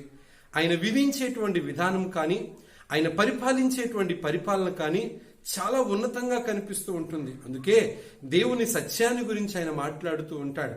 దేవుని వాక్యం సెలవిస్తుంది, ఆయన వాక్య సారాంశమే సత్యం. ఆయన సత్యాన్ని ప్రకటించాడు. సత్యము మిమ్మలను స్వతంత్రులుగా చేస్తుందని మాట్లాడాడు. ఆ సత్యము నీ నా జీవితాల్లో కలిగి జీవించాలని లోకమునకు నిజమైనటువంటి వెలుగును దేవుడు ఈ లోకానికి పంపించాడు. ఆయన మాటలో ఉన్నటువంటి సత్యము నీ జీవితంలో కార్యసిద్ధిని కలగచేయాలి. నీ జీవితంలో బహుబలమైనటువంటి కార్యాలను రుచి చూడగలగాలి. ప్రభు పరిశీలించి చూచినప్పుడు ఏ ఒక్కరిలోనూ కూడా సత్యం కనిపించలేదు. ఇంతకీ సత్యం అంటే ఏంటి? ఉన్నది ఉన్నట్లుగా మాట్లాడడమే సత్యం. చెప్పింది చెప్పినట్లుగా చెప్పడమే సత్యం. కానీ ఆ సత్యాన్ని ఈరోజు అసత్యంగా మార్చేసేటువంటి జనులు ఈ లోకంలో ఎంతో మంది లేకపోను లేదు. అందుకే ఆయన పరీక్షించి పరిశీలించి పరిశీలనగా తెలుసుకున్నటువంటి ఈ లోక సమస్తానికంటే దేవుని న్యాయ విధులకు ఉన్నటువంటి సత్యము, దేవుడు ప్రకటించిన మాటలకు ఉన్నంటి సత్యము, ఆయన బోధ సత్యము, ఆయన చూపులు సత్యము, ఆయన ప్రవర్తన సత్యము, అన్నిటికంటే ఆయన మానవాళి ప్రణాళికల పట్ల దేవుని ఉద్దేశాలు ఎంతో సత్యమైనవని సత్యాన్ని గురించి ఆయన ప్రకటన చేస్తూ ఉన్నాడు. దేవాది దేవుడు మాట్లాడుతూ ఉన్నాడు, సత్యము సంత వీధిలో పడిందయ్యా, నేను మీకు సత్యాన్ని అనుగ్రహిస్తే ఆ సత్యాన్ని ఎప్పటికప్పుడు జనాలట నా దగ్గరకొద్దు, నువ్వు దూరంగా ఉండు అని అసత్యాన్ని ప్రేమించి సత్యాన్ని పారద్రోలేటువంటి వారుగా ఉన్నారట. అందుకే ఏ ఒక్కరిలోనూ మాటలో కూడా స్పష్టత కనిపించదు, వారు విధించే న్యాయములో కూడా స్పష్టత కనిపించదు. కీర్తనకారుడైనటువంటి దావీదు 7వ అధ్యాయంలో మనం చూస్తే, యెహోవా న్యాయ విధులు, ఆయన న్యాయము విధించు వాడని దేవునికి పేరు పెట్టాడట. కీర్తన గ్రంథం 7వ అధ్యాయము 17వ వచనాన్ని మనం చూద్దాం. యెహోవా న్యాయము విధించు దేవుడని నేను యెహోవాకు కృతజ్ఞతాస్తుతులు చెల్లించెదను. దేవుడు న్యాయము విధించే దేవుడని దేవునికి పేరు పెడుతూ ఉన్నాడు. నిజమే, ఆయన విధించే న్యాయం ఎలా ఉంటుందంటే ఎవ్వరి మీద కూడా, ఎవ్వరికి కనీసము చీమ కుట్టినట్లుగా కూడా అనిపించకుండా ఆయన విధించే న్యాయం అంత గొప్పది. ఎవరిని బాధ పెట్టడు, ఎవరిని బలహీనం కానివ్వడు. ఆయన విధించే న్యాయము, ఆయన తీర్చే తీర్పు ఎంత గొప్పది అంటే బైబిల్ సేస్, దేవుని వాక్యం సెలవిస్తుంది, నిజంగా ఆయన మంచి వాళ్లకు మంచే చేస్తాడు, చెడ్డ వాళ్లకు చెడే చేస్తాడు. ఇక్కడ కీర్తనకాడినటువంటి దావీదు తన జీవితాన్ని దేవుని ఎదుట ఒక ఛాలెంజ్ గా పెడుతూ ఉన్నాడు. ఆయన ప్రార్థనా విధానాన్ని మనం గమనిస్తే నిజంగా ఇలాగా కూడా ప్రార్థన చేస్తారా అని మనకు అనిపిస్తుంది. నిజంగా నీతిమంతులైతే, సత్యాన్ని అనుసరించేవారైతే అలాగే ప్రార్థన చేస్తారు. ఆయన మాట్లాడుతూ ఉన్నాడు 7వ అధ్యాయంలో మనం చూస్తే, నా చేత పాపము జరిగిన ఎడల, నాతో సమాధానముగా ఉండిన వానికి నేను కీడు చేసిన ఎడల, శత్రువు వచ్చి నన్ను తరిమి పట్టుకొన నిమ్ము, నా ప్రాణము నేలకు అణగద్రొక్క నిమ్ము, నా అత్యాస్పదము మంటి పాలు చేయనిమ్ము. గమనించండి, ఆయన చేసిన ప్రార్థన ఎలా ఉంది అంటే, నేను పాపము చేసిన ఎడల, నేను నాతో పాటు సమాధానంగా ఉన్న వారికి నేను కీడు చేసిన ఎడల, అనగా నన్ను నమ్మి నా పక్షాన నిలవబడి అన్ని చూసుకుంటాడు అని తన స్థితిని నాకు అప్పగించిన వారికి నేను కీడు కాని తలపెడితే, ఒకవేళ నాకు తెలుసో తెలియకో నేను పాపం చేసి ఆ పాపమును నేను సమర్థించుకుంటే ఇప్పుడే నీ ఉగ్రత నా మీదకి వచ్చునుగాక. ఆయన సవాలుతో కూడినటువంటి ప్రార్థన. శత్రువులు నా దగ్గరకు వచ్చి నన్ను తరిమి పట్టుకుని నన్ను అధపాతాళానికి త్రొక్కేనివ్వండి ప్రభువా. మన ప్రార్థన జీవితం ఎలా ఉంటుంది? మనం చేసే పాపాలను బట్టి ప్రభు ఎదుట ఒప్పుకోవడానికే సరిపోతూ ఉంది. కొంతమంది ఒప్పుకుంటారు, కొంతమంది కప్పుకుంటారు. కానీ నిజంగా నేను పాపం చేస్తే నన్ను నిజంగా శిక్షించు అని ఎవరైనా ప్రార్థన చేయగలుగుతారా? అది ఎంతమందికి దమ్ముంటుంది? అది దమ్ము లేదు ఎవరికి, చాలా మందికి. కానీ దావీదు అంటున్నాడు, నేను నా చేతిలో పాపము చేసిన ఎడల, నేను నా సమాధానమును పక్కన పెట్టి ఎదుటి వారికి కీడు చేయడానికి లేక ఎదుటి వారి మీద పడి దోచుకుని తినడానికి నన్ను నేను సిద్ధపరచుకునే ఎడల నన్ను శత్రువులకు అప్పగించే ప్రభువా, నన్ను శత్రువుల చేతికి చిక్కించి నన్ను అణగద్రొక్కే ప్రభు అని ప్రార్థన చేస్తూ ఉన్నాడు. ఎందుకో తెలుసా? దేవుడు న్యాయాన్ని విచారించే దేవుడు అని. దేవుడు తన ప్రజలు ఏ విధంగా ప్రవర్తిస్తారో ఆ ప్రవర్తనను సమస్తాన్ని చూడగలిగిన దేవుడై ఉన్నాడని. ఎవరు మంచివారు, ఎవరు పాపం చేసేవారు, ఎవరు యథార్థవంతులు, ఎవరు లోకం చేత నడిపించబడేవారు, ఎవరు నీతిమంతులు, ఎవరు అనీతిమంతు కార్యాలు చేసేటువంటి వాళ్ళని దేవునికి తెలుసు. నువ్వు మంచిగా ఉండి మంచి ప్రవర్తన కలిగి జీవించి నీ నీతిని నువ్వు కాపాడుకోగలిగినట్లయితే ఆయన కనుదృష్టి నీ మీద ఉంటుంది. నువ్వు ప్రార్థన చేసినప్పుడు నీ ప్రార్థన ఆయన వింటాడు. ఆపత్కాలమందు మొర్రపెట్టినప్పుడు ఆయన ఉత్తరం ఇస్తానని చెప్పాడు. నీ కష్టకాలంలో ఉన్నప్పుడు తన దూతను ఆజ్ఞాపించి నువ్వు పడిపోకుండా, నువ్వు చెదిరిపోకుండా నిన్ను రక్షించమని దేవుడు ఆజ్ఞాపించాడు. నీకు మేలు చేయడానికి. సింహపు పిల్లలైన ఆకలిగొని ఉంటాయేమో కానీ తను నమ్ముకున్న ప్రజలకు ఏ మేలు కొదువై ఉండదని దేవుడు చెప్పాడు. ఎందుకు అంత గొప్ప శాస్త్రాన్ని దేవుడు విధించాడు? ఆయన మాట ఎంతో న్యాయమైనది. ఆయన మాటలో సత్యం ఉంది. ఆ సత్యం మనల్ని స్వతంత్రులుగా చేస్తుంది. ప్రభు ప్రకటించిన వాక్యం సత్యం. ఆ సత్యమైనటువంటి మాట నీ జీవితంలో సత్యాన్ని కలిగి జీవించగలిగినట్లయితే నీ చూపులో, నీ ఆలోచనలో, నీ తలంపుల్లో, నీ క్రియలలో, నీ ఉద్దేశంలో, నీ మాట తీరులో నువ్వు సత్యాన్ని వెంటాడు, సత్యాన్ని వెంబడించు. సత్యముగా ఉన్నది ఉన్నట్లుగా ప్రకటించడానికి ఇష్టపడు. అందుకే నీలో పాపం చేస్తే, నీలో లేక దోషం చేస్తే అది ఒప్పుకొని విడిచిపెట్టి, ప్రభువా నన్ను న్యాయము, నా పక్షమున న్యాయం చేయండి ప్రభు అని ప్రభువుని అడుగు. తప్పక నీకు న్యాయం చేస్తాడు. ప్రభు సెలవిస్తూ ఉన్నాడు. కీర్తనకారుడు దావీదు అంటున్నాడు, యెహోవా న్యాయము విధించు దేవుడని నేను ఆయనకు కృతజ్ఞతాస్తుతులు చెల్లిస్తున్నాను. ఎస్, నిజమే. ఆయన న్యాయం ఎంత గొప్పది అంటే బైబిల్ వాక్యం సెలవిస్తుంది. బైబిల్ గ్రంథంలో కొంతమందిని దేవుడు న్యాయాధిపతులుగా నియమించాడు, న్యాయ విధాతలుగా నిర్మించాడు. గల కారణం ఏంటి? ఆయన అనుగ్రహించిన న్యాయముతో తన ప్రజలు నడవాలని. బైబిల్ గ్రంథంలో మార్కు సువార్తలో మనం చూస్తూ ఉన్నాం. పరిసయ్యులు, హేరోదీయులు వచ్చి యేసుక్రీస్తు యొక్క హృదయాంతరంగాన్ని కనుగొనాలని, అసలు ఆయన తీర్పు ఎలా ఉంటుందనని దేవుణ్ణి శోధించడానికి వచ్చారు. రెండు గుంపులు, పరిసయ్యుల గుంపు, హేరోదీయుల గుంపు. ఆ ఇరు వర్గాల గుంపు వచ్చి యేసయ్యని ఈ విధంగా అడుగుతున్నారు, అయ్యా కైసరుకు పన్నిచ్చుట న్యాయమా కాదా? అసలు ఇవ్వాలా వద్దా? వారి యొక్క వేషధారణ జీవితాన్ని ఎరిగి, వాళ్ళ యొక్క కుశుద్ధి బుద్ధిని ఎరిగి దేవుడు వారికి స్పష్టంగా సమాధానం చెప్తున్నాడు. కైసరివి కైసరికి ఇవ్వండి, దేవునికి ఇవ్వండి. అంతేగల కారణం ఏంటి?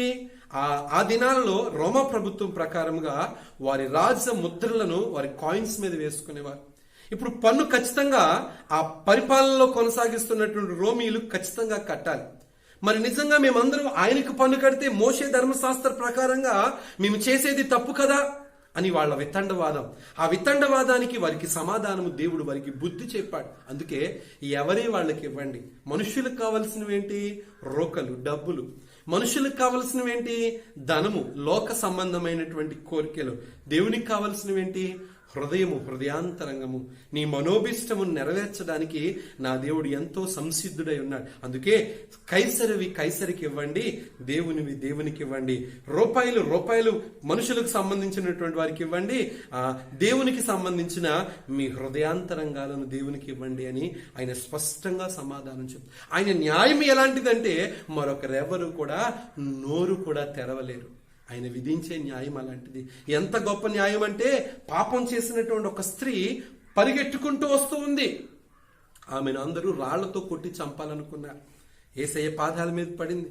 ఏంటమ్మా అంటే, నేను పాపం చేశాను, నన్ను చంపడానికి ప్రయత్నం చేస్తున్నారయ్యా అనగానే, మీలో పాపము లేని వారు మొదట ఆమెపై రాయి వేయండి అని మాట్లాడుతూ ఉన్నాడు. వారి పాపాలన్నీ కింద నేల మీద రాసేస్తూ ఉండగా వారి పాపము వారికి తేటగా బయలుపరచబడినప్పుడు వారి పట్టుకున్న రాయిను వారి చేతిలో కిందకు విడిచి వారు వెనక్కి వెళ్ళిపోయారు. అందులో పాపము చేయలేని వాడు ఎవడూ లేడు. దేవుడు విధించే న్యాయం ఎలా ఉంటుందంటే, నువ్వు న్యాయం చేస్తే న్యాయంగా ఉంటుంది, అన్యాయం చేస్తే అన్యాయంగానే ఉంటుంది. అందుకే నేను పాపము చేసిన ఎడల నన్ను శత్రువుకు అప్పగించే ప్రభువా. ఛాలెంజ్తో కూడిన ప్రేయర్, విశ్వాసముతో కమాండింగ్తో కూడినటువంటి ప్రేయర్. తన విశ్వాసపు యాత్రలో తన క్రైస్తవ్యాన్ని కొనసాగిస్తున్న కీర్తనాకాడైనటువంటి దావీదు, నా దేవుని శాసనము, నా దేవుని న్యాయము ఎంత సత్యమైనదో, అది ఎంతగా మాకు న్యాయం తీరుస్తుందో అని ఆయన న్యాయ విధులను గురించి పొగడడం మానలేదు. ప్రియ క్రైస్తవుడా, నిజమే, ఆయన న్యాయము అంత గొప్పది. పాపాత్మురాలైన విషయంలోనే కాదు, లోకము చేత నడిపించబడుతూ పాపపు దొంగ ఊబిలో కూరుకుపోయి పాతుకుపోయి ఎవడు నిన్ను పట్టించుకోలేనప్పుడు, ఎవడు నీ దగ్గరకు వచ్చి కడిగి శుభ్రం చేయలేనప్పుడు నా యేసయ్య నీ దగ్గరకు వచ్చి నిన్ను బ్రతికించాడు. ఆయన నీకు ఈ లోకానికి న్యాయం తీర్చాడు. లోకస్తుడవు కాదు. అందుకే ప్రభు చెప్పాడు, నీవు విలువ పెట్టి కొనబడినవాడు, నీవు నా సొత్తు, ఆయన రక్తంతో నువ్వు కొనవబడ్డావు. ఆయన న్యాయమును నీకు విధించాడు. పాపము, మరణము, ఆశీర్వాదము, దేవుని దీవెన, అన్నిటినీ కూడా దేవుడు పక్కన పెట్టి నీ నా జీవితంలో నీకు ఏది మేలు కలగ చేసిందని దేవుడు మాట్లాడుతూ ఉన్నప్పుడు, నిజమే, లోకము రక్షించలేదు, లోకములో ఉన్నవి రక్షించలేదు. దేవుడు ఒక్కడే తన కృప చేత నిన్ను నన్ను రక్షించాడు. ఆయన విధించే న్యాయం అంత గొప్పదే. దేవుడు అతి న్యాయాన్ని తన ప్రజలకు, తన రాజులకు, తన ప్రవక్తలకు కూడా దేవుడు కలగచేశాడు. జ్ఞాని అయిన సొలొమోను మనం చూస్తూ ఉంటాం. ఆయన జ్ఞానమట అనేక చోట్ల కొనియాడబడింది. ఆయన విధించే విధి విధానము కానీ, ఆయన తీర్చే తీర్పులు కానీ శేబాదేశపు రాణి కూడా కొనియాడిందట. ప్రపంచ దేశాల నుంచి ఆ జ్ఞాని అయినటువంటి సొలొమోను జ్ఞానాన్ని ప్రసిద్ధి చేసి ఆ రాజు తీర్చే తీర్పులు ఎంత బ్రహ్మాండమో అంతటి జ్ఞానము కలగచేసినటువంటి దేవుణ్ణి గణపరచడానికి, సొలొమోనుని దర్శించడానికి అనేకులు రావడం జరిగింది. ఎందుకు? ఆయన న్యాయం అంత గొప్పది. తన ప్రజల ఎడల, తన రాజుల ఎడల ఆయన ఇచ్చేటువంటి న్యాయ విధానము కూడా అంత గొప్పది. ఇద్దరు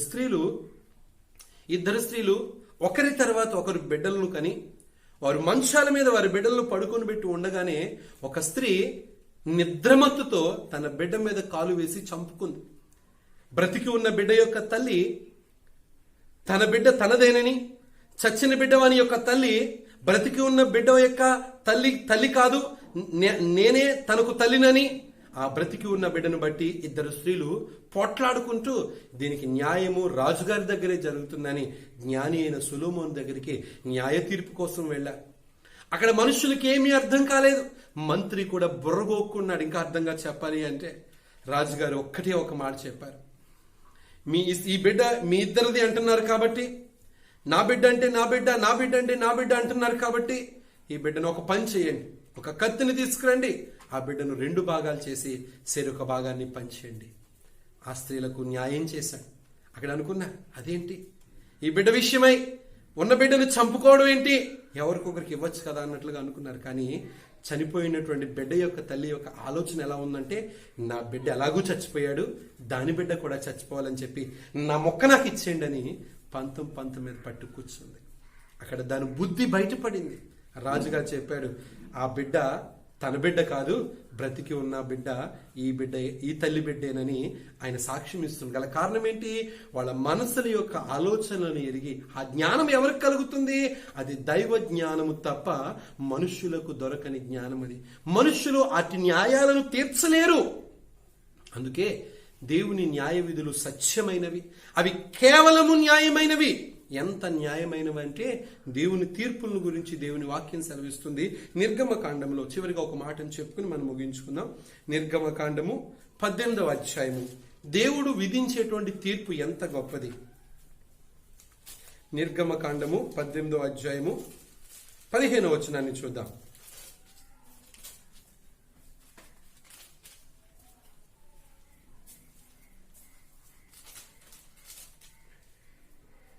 మోషే, దేవుని తీర్పు తెలుసుకొనుటకు ప్రజలు నా యొద్దకు వచ్చెదరు, వారికి వ్యాజ్యము ఏదైనను కలిగిన ఎడల నా యొద్దకు వచ్చెదరు. నేను వారి విషయము న్యాయము తీర్చి దేవుని కట్టడలను ఆయన ధర్మశాస్త్ర విధులను వారికి తెలుపుచున్నానని తన మామతో చెప్పెను. అందుకు మోషే మామ అతనితో, నీవు చేయుచున్న పని మంచిది కాదు. నీవును నీతోనున్న ఈ ప్రజలను నిశ్చయముగా నలిగిపోవుదురు. ఈ పని నీకు మిక్కిలి భారము, అది నీకు ఒక్కడివే చేయచాలము. కాబట్టి నా మాట వినుము, నేను నీకొక ఆలోచన చెప్పేదను, దేవుడు నీకు తోడయ్యుండును అని మోషే మామ మోషేతో మాట్లాడుతూ ఉన్నాడు. దేవుడు మోషేకి ఒక విధిని, ఒక విధానాన్ని అప్పగించాడు. అప్పగించే విధానం ఏంటంటే, దేవుని ప్రజలు 6 లక్షల కాల్బలము. ఆ ప్రజలందరూ ఒకరికి ఒకరు మాటల మీద, ఒకరికి ఒకరు చేష్టల మీద నమ్మకం లేనప్పుడు, ఒకరంటే ఒకరికి పడలేనప్పుడు వారికి వీరికి న్యాయం తీర్చడానికి ఒక న్యాయాధిపతి అయినటువంటి మోషేని నాయకుడిగా దేవుడు నిలవపెట్టాడు. రోజు మోషే పని ఏంటంటే, ప్రజలు మోషే దగ్గరికి వస్తారు. అయ్యా, వాడు నన్ను కొట్టేశాడంటే వీడు నన్ను కొట్టేశాడు, వాడు నన్ను బాగా చూడడం లేదంటే వీడు నన్ను బాగా చూడడం లేదు అని వాళ్ళ తీర్పుల విషయమై మోషే దగ్గరికి వచ్చి చెప్పుకునేవారు. పాపం నిజానికి ఇంకా ఒక మాటగా చెప్పాలంటే, తీర్పులు తీర్చడానికే సమయం సరిపోయి ఉండేది కాదు.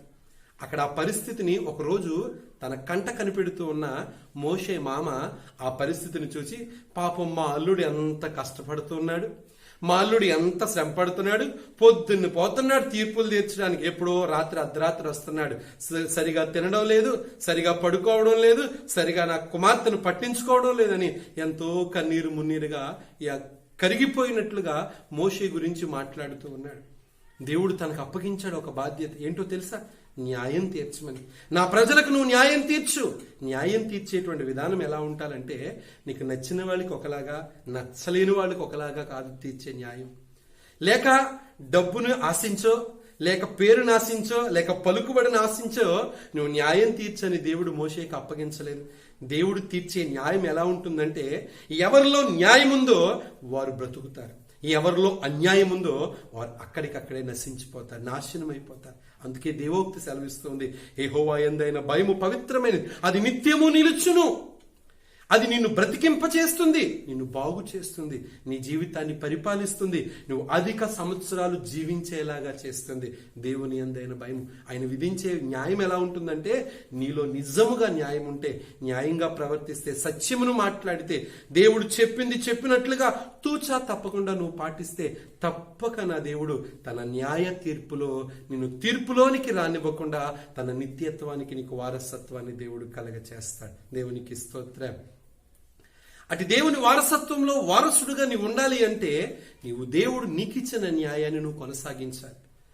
దేవుని మాటల్లో ఉన్న సత్యాన్ని నీ క్రియల్లో పెట్టాలి, నీ తలంపుల్లో పెట్టాలి. దేవుని మాటలు సత్యం, సత్యమైన మాటలు నీ జీవితంలో సత్యాన్ని ప్రకటించేవిగా, సత్యాన్నే మాట్లాడేవిగా, అసత్యం ఏమాత్రము కూడా నీ దగ్గరికి రానివ్వకుండా చూసుకోవాలి. దేవుడు న్యాయాన్ని విధించాలమ్మా. అది మనుషులు విధించే న్యాయము కాదు, లోకస్తులు విధించే న్యాయము కాదు. ఈ లోకంలో తీర్పులు ఎలా ఉంటాయంటే, వాడు మనోడు అనుకో, వాడికి తీర్చే తీర్పు ఒకలా ఉంటుంది. ఒకవేళ వాడు పొరుగుడోడు అనుకో, వాడికి తీర్చే తీర్పు ఒకలా ఉంటుంది. మనుష్యుల యొక్క పరిస్థితులను బట్టో, వారి పలుకుబడి హోదాలను బట్టో మనుషులు తీర్పులు తీరుస్తూ ఉంటారు. అందుకే ఎక్కడ న్యాయం జరగదు. న్యాయాధిపతి అయినటువంటి కోర్టుకు కూడా ఏం కావాలంటే, సాక్ష్యాలు కావాలి. ఆ సాక్ష్యం తప్పైనప్పటికీ కూడా ఆ న్యాయాధిపతికి సాక్ష్యం ఏది వింటే అదే నమ్మేస్తాడు. ఒకవేళ తప్పు చేయలేని వాడు అన్యాయంగా వాడు శిక్ష అనుభవించవలసి వచ్చినా వాడు తప్పుగానే భావించబడుతుంది తప్ప వాడు అన్యాయస్తుడు అని ఏ విధంగానూ కూడా వాడి గురించి మాట్లాడు. మనుషులు తీర్చే తీర్పులు, ఈనాడు కోర్టులు తీర్చే తీర్పులు, న్యాయాధిపతులు తీర్చే తీర్పులు కూడా వారిలో లోటు కనిపిస్తూ ఉంది, అన్యాయం కనిపిస్తూ ఉంటుంది, అసత్యం కనిపిస్తూ ఉంది. అందుకే బైబుల్ సెస్, దేవుని వాక్యం సెలవిస్తుంది. కీర్తనాకారుడైన దావీదు అంటున్నాడు, యెహోవా న్యాయ విధులు సత్యమైనవి, అది కేవలము న్యాయము, దానిలో తప్ప న్యాయము మరి దేనిలోనూ కూడా లేదు. దేవుని మాటల్లో, దేవుని వాక్యంలో, దేవుని శాసనములో, దేవుని ఉపదేశములో, దేవుడు విధించిన విధిలో తప్ప న్యాయము మరి దేనిలోనూ కూడా లేదు. అట్టి న్యాయాన్ని ప్రకటిస్తూ ఉన్నాడు. అందుకే దేవునికి పేరు పెట్టాడు, యెహోవా న్యాయము విధించు దేవుడని దేవునికి తను పేరు పెట్టి దేవునికి కృతజ్ఞతాస్తుతులు చెల్లిస్తూ ఉన్నాడు. నీ జీవితంలో కూడా న్యాయం విధించేటువంటి దేవునికి స్తుతి చెల్లిస్తూ ఉన్నావా? నీ పట్ల న్యాయం, నువ్వు మంచి చేస్తే తప్పక దేవుడు నీకు న్యాయం చేస్తాడు.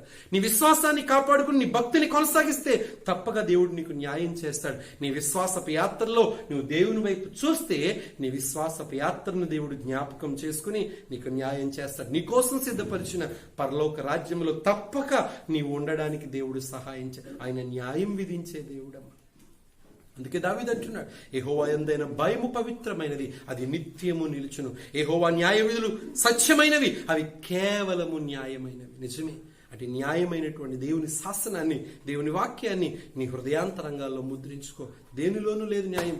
ఏ కుటుంబంలోనూ, ఏ వ్యక్తిలోనూ, ఏ మనుష్యులలోనూ లేదు న్యాయం, సత్యం. అది దేవుని మాటల్లోనే ఉంది. అందుకే ఆకాశం మహిమపరుస్తూ ఉన్నా, అంతరిక్షాలు గనపరుస్తూ ఉన్నా, పగటికి పగలు బోధ చేస్తూ ఉన్నా, రాత్రికి రాత్రి దేవుని జ్ఞానాన్ని పలుకుతూ ఉన్నా, దానికి భాష లేకపోయినా, దానికి వాయిస్ రాకపోయినా, దానికి స్వరము వినబడకపోయినా, అవి గనపరుస్తూ ఉంటే నేనెందుకు ప్రభువుని గనపరచకూడదు, నేనెందుకు ప్రభు నామాన్ని గనపరచకూడదు అని శ్రేష్టమైన 7 మాటలు రాస్తూ ఉన్నాడు. ప్రియ సంగమా, ఈరోజు మనం నేర్చుకున్నాం 6వ మాట, 7వ మాట. యెహోవా యందైన భయము పవిత్రమైనది, అది నిత్యము నిలుచును. యెహోవా నియమించిన న్యాయ విధులు సత్యమైనవి, అవి కేవలము న్యాయమైనవి. నిజమే, ఆయన ఎప్పటికైనా పవిత్రమైన వాడు. ఆయనలో ఉన్న పవిత్రత మరి ఎవరిలోనూ కూడా లేదు. ఆయనలో ఉన్న సత్యత, ఆయనలో ఉన్న సత్యము మరి ఎవరిలోనూ కూడా లేదు. అటు దేవుని గొప్ప మాటలను నీ హృదయాంతరంగమందు ముద్రించుకొని నీ జీవితంలో కూడా ఆయన మార్గాల గుండా నడవడానికి నీ ఆత్మీయ జీవితాన్ని దేవుని కోసం సిద్ధపరచుకుని ప్రార్థన చేసుకో. దేవుడి కొద్ది మాటలను దీవించునుగాక. ఆమేన్. ప్రార్థన చేద్దాం. మహాపరిశుద్ధుడా, ప్రేమ కలిగిన ప్రభువా, విశ్వాసమునకు కర్త, మమ్మలను పరిపాలించే మా కన్న తండ్రి, నీ పాదాలకు వందన. అవును నాయన, నీ యందు కలిగిన భయము పవిత్రమైనది. నీ యందు మేము భయభక్తులు కలిగి జీవిస్తే నీ దూతను మాకు కావలి ఉంచి మమ్మల్ని నడిపించేవాడు నాయన. మేము పడిపోకుండా మమ్మల్ని పట్టుకునే దేవుడు నాయన.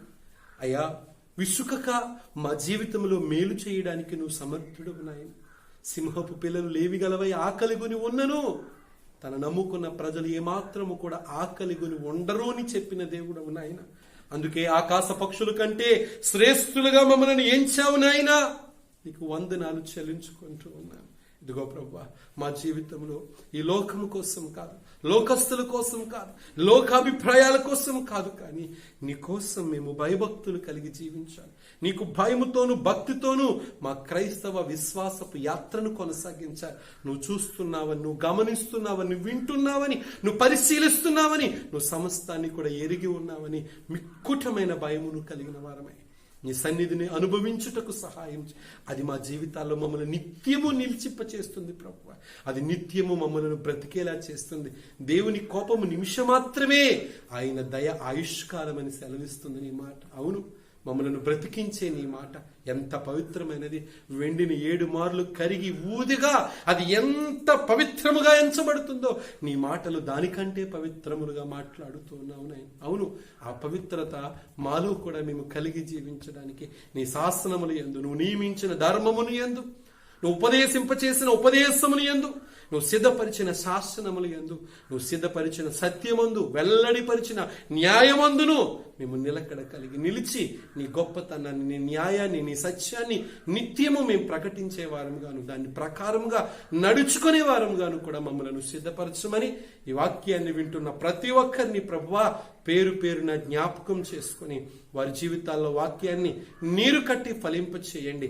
వాక్యానుసారమైన ప్రవర్తన, వాక్యానుసారమైనటువంటి జీవితాన్ని, క్రియలతో కూడిన విశ్వాసాన్ని వారికి నువ్వు దయచేయండి ప్రభు. భయంకరమైన దినాలలో నీ యందు భయభక్తులు కలిగి జీవించుటే మేము నేర్చుకోవాలి నాయన. అందుకే దావీదు మమ్మల్ని పిలుస్తూ ఉన్నాడు. యెహోవా యందు భయభక్తులు నేర్పిస్తాను, మీరు రండి అంటున్నాడు. అవును, మేమందరము కూడా నీ మాటలు యందు భయభక్తులు నేర్చుకొని నీకు లోబడి వణికి అయ్యా నీ యందు శ్రద్ధా భయభక్తులతో మా జీవిత క్రైస్తవ్యాన్ని కొనసాగించుటకు సహాయం చేయండి. ఈ పునరుద్ధాన దినాన పునరుద్ధాన బలముతో ప్రతి ఒక్కరిని బలపరచండి. మరి బలహీనులను బలముతో నింపండి. శక్తి కలిగిన నీ నామాన్ని మహిమపరచుకోనండి. అద్వితీయ కృపాసత్యమైన నీ కృపను నిత్యము తలపోసుకొని ఆనందించుటకు సహాయం చేయండి. ఈ కరువు దినాల్లో, ఈ కష్టకాలలో అనేకులను పోషించండి నాయన.